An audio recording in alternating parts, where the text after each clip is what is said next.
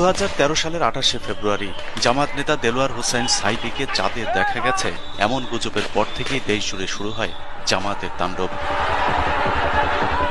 নির্বিচারে আগুন, ভাঙচুর, মানুষ হত্যা চলতে থাকে রাজনৈতিক প্রতিপক্ষ কি সাধারণ মানুষের উপর।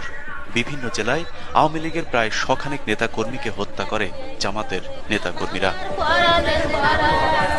আন্দোলনের কথা বলে হাজার হাজার গাছ কেটে উজাড় করেছে সংগঠনের নেতাকর্মীরা।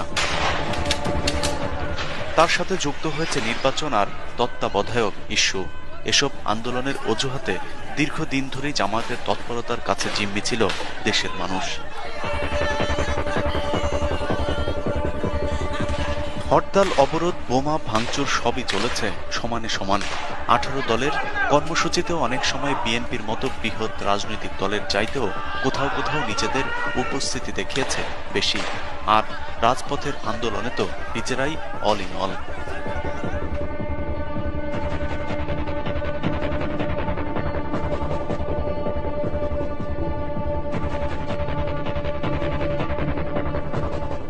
শুরুটা বগুড়া থেকে হলেও এরপর তা ছড়িয়ে পড়ে যশোর, সাতক্ষীরা, লক্ষ্মীপুর সহ দেশের বিভিন্ন স্থানে।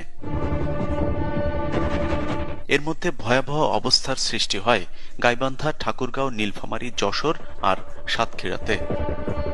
অনেক মানুষ ঘরবাড়ি ছাড়তেও বাধ্য হয়েছে পরিস্থিতির বাধ্যবাধকতায়।